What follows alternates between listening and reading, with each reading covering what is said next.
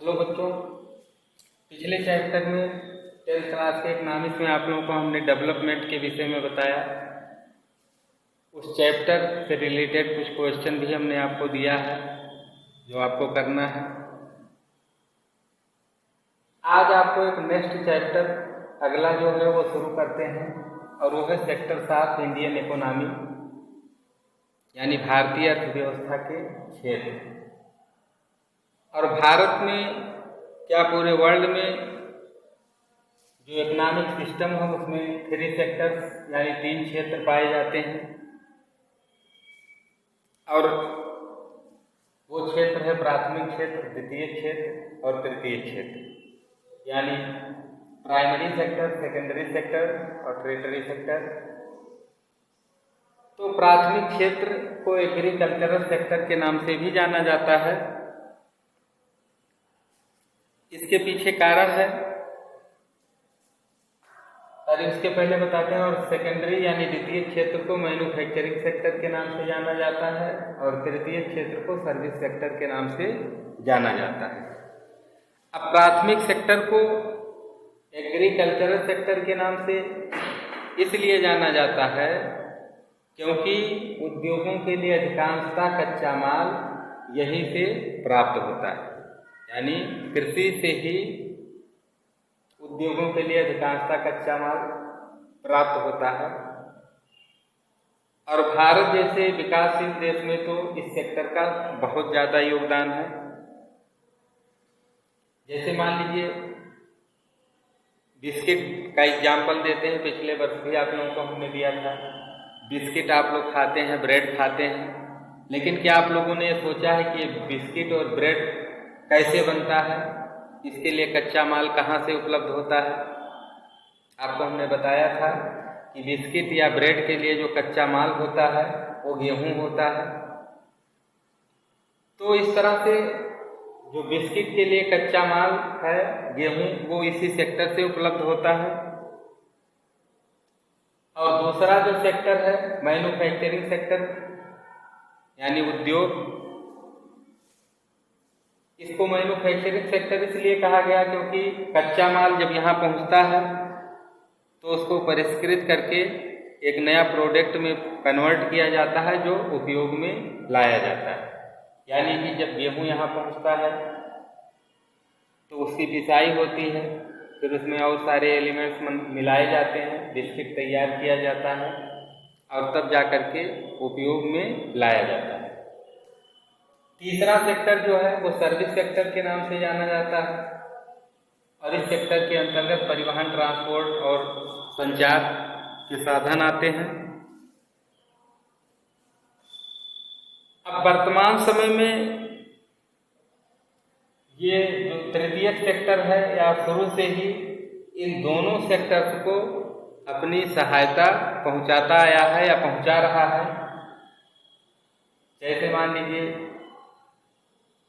Biscuit manufacturing sector में बनता है जबकि कच्चा माल एग्रीकल्चरल सेक्टर में है। तो गेहूं यहाँ तक पहुँचने का जो माध्यम होगा वो ट्रांसपोर्ट होगा और उसके बाद में जब बिस्किट बन जाता है तो उपभोक्ताओं के पास पहुँचने में भी ट्रांसपोर्ट की ज़रूरत होती है। तो इस तरह से हम कह सकते हैं कि जो तीसरा क्षेत्र है तृतीय क्षेत्र, ये ऊपर के दोनों क्षेत्र के लोगों को अपनी सेवा प्रदान करके सहायता पहुंचाता है। और इस प्रकार अर्थव्यवस्था के विकास में हम देखते हैं कि तीनों सेक्टर एक दूसरे से जुड़े हुए हैं। अब आपको हम बताते हैं जीडीपी के विषय में, यानी सकल घरेलू उत्पाद के विषय में। तो मान लीजिए अगर हमको किसी क्षेत्र में, किसी सेक्टर में कितना उत्पादन हो रहा है इसकी गणना अगर करना हो तो हम एक एक सामान की गणना नहीं कर सकते हैं या गणना करना संभव नहीं है। और इसके लिए एक स्टेटमेंट होता है कि किसी विशेष वर्ष में प्रत्येक क्षेत्र द्वारा उत्पादित अंतिम वस्तुओं और सेवाओं का मूल्य उस वर्ष के कुल उत्पादन की जानकारी प्रदान करता है, और जो टोटल प्रोडक्शन होता है वो किसी भी देश की जीडीपी होता है।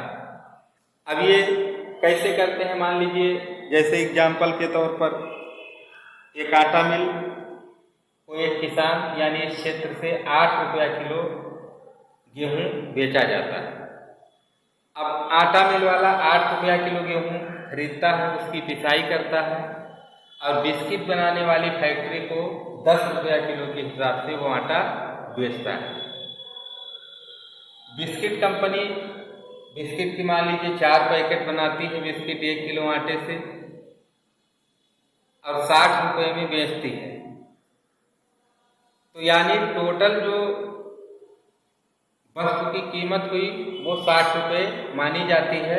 अंतिम उत्पादन बिस्किट है, 60 रुपये से ही ये मान लिया जाता है कि 60 रुपये में ऊपर की जितनी भी कीमतें हैं वो सब इसमें जुड़ी होती है। यानी अंतिम उत्पादन से ही जीडीपी निकाला जाता है। इसके बाद में अब चर्चा करते हैं कि वर्तमान समय में जैसे इंडस्ट्रियों की संख्या बढ़ी, औद्योगिकीकरण की वजह से हर सेक्टर में परिवर्तन आना शुरू हुआ। तो ये परिवर्तन कुछ क्षेत्रों में बहुत ज़्यादा हो गया और कुछ क्षेत्रों में बहुत कम हुआ। कुछ की संख्या बहुत ज़्यादा, योगदान शेयर बहुत ज़्यादा कम हो गए, और कुछ की बहुत ज़्यादा बढ़ गए। अब भारत में हम अपने देश में इन सेक्टर्स में परिवर्तन पर चर्चा करेंगे।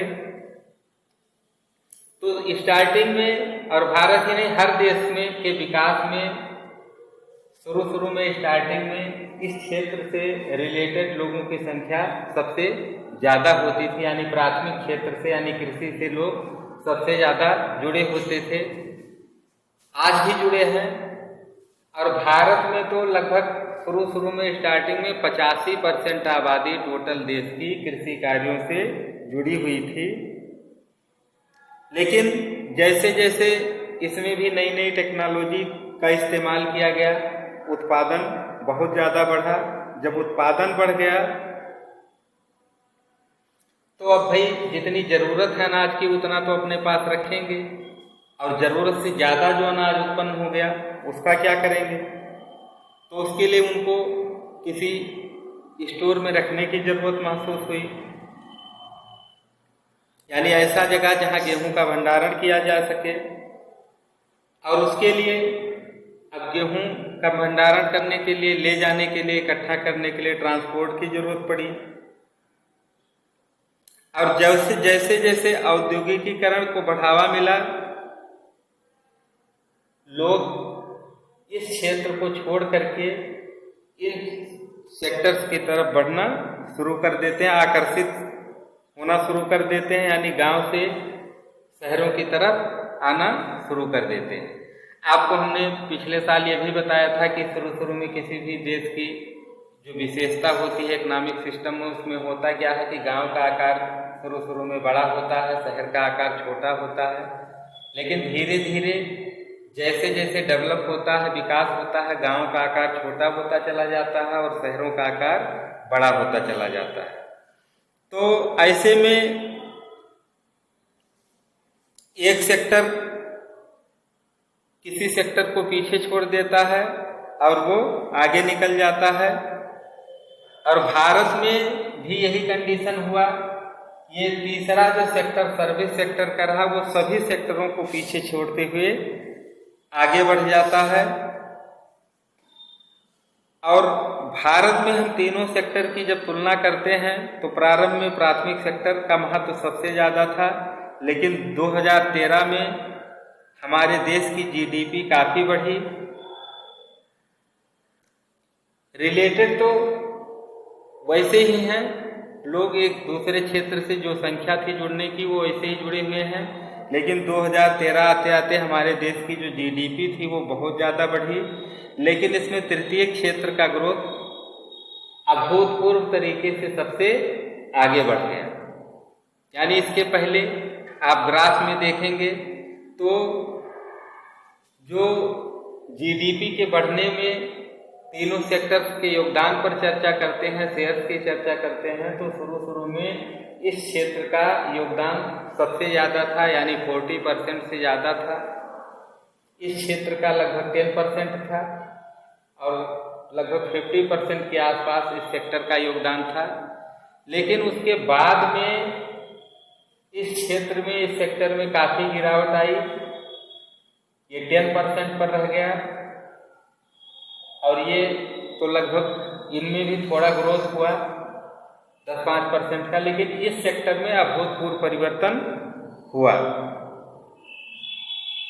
अब ये कैसे हुआ, ये चर्चा हम आपको आगे बताएंगे। तो इस तरीके से आज आपको हमने बताया सेक्टर 7 इंडियन इकोनॉमी के विषय में कि 3 सेक्टर पाए जाते हैं, प्राथमिक सेक्टर, द्वितीयक सेक्टर और तृतीयक सेक्टर। इन तीनों सेक्टर्स को किस किस नाम से और जाना जाता है और इन सेक्टर्स में क्या क्या आते हैं। जीडीपी के विषय में आपको हमने बताया कि किसी देश की जीडीपी कैसे निकाली जाती है, और इन क्षेत्रों में जो ऐतिहासिक परिवर्तन स्टार्ट हुआ उसके विषय में थोड़ी जानकारी आपको हमने दिया। नेक्स्ट जानकारी आपको हम अगले वीडियो में देंगे। धन्यवाद।